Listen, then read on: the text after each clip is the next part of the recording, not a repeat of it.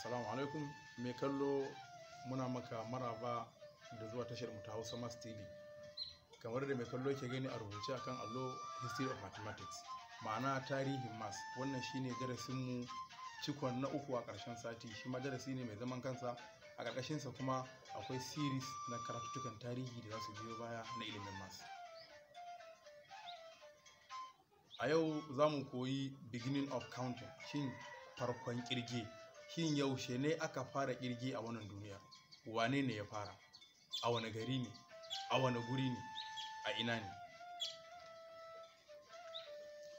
Abinda masana ilimin tarihi na masu suka faɗa dangane da kirge shine babu takamaiman suna ko shekara ko lokaci da aka fara kirge, sai dai akwai takamaiman lokaci da aka fara alamu wanda muke kira numerals, ma'ana symbols. Ita kake gani yau ka ce 1, ita kake amfani ka bambance 10 da kuma 100. Akwai lokaci da aka fara wannan, amma farkon kirge da kuma ake kirgen an dai gano ya ake yi, amma haƙiƙani lokaci din ba a yi datin shekarun ba. Yaya aka fara kirge din?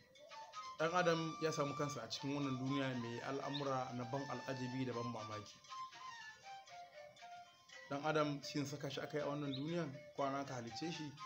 Wannan sabani ne tsakanin malamai na addini da kuma malamai na biology, ba za mu shige shi ba, mu muna karantar da masu. Dan adam ya fara kirge a lokacin da ya bude ido ya gansa a cikin wannan duniya mai abubuwan al'ajabi. Kewaye da shi akwai al'amura na ilmantarwa da kuma ci gaba da kuma samun abincinsa.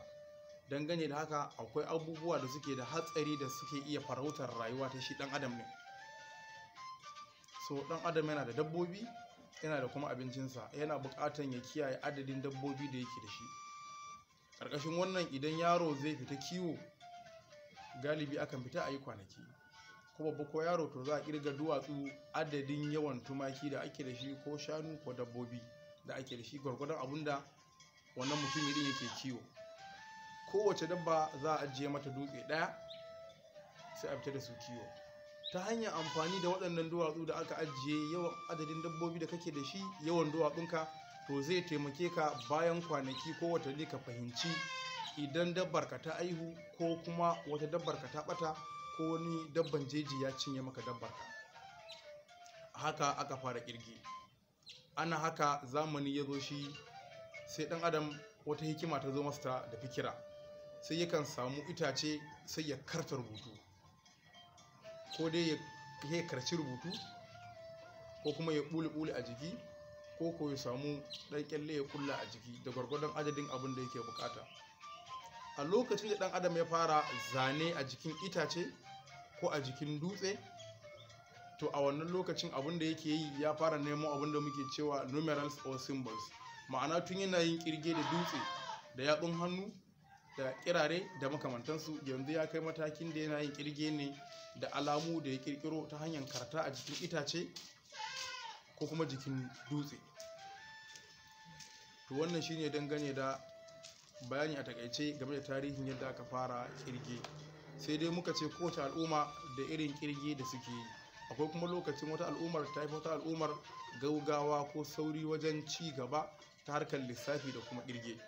To za mu kawo wannan a darasin da zai biyo baya, mu ji waɗanne al'umma ne suka tsere wa waɗansu, wanne ne suka tsere wa waɗanne ta hanyar lissafi ɗin.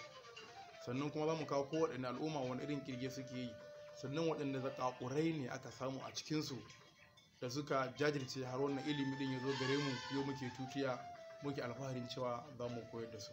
Mai sauraro, kada ka manta kana tare da tashar mu ta Hausa Maths TV. Idan kana kallon a Facebook ne, ka yi following ɗinmu ka kuma subscribe ka kuma share ɗinmu. Idan kuma kana kallon mu ne ta YouTube, kada mai sauraro ya manta ya danna mana subscribe. Subscribe aiki ne mai sauki a gurinka, mu kuma muna bukatansa, yana da muhimmanci. Mai sauraro, mun gode.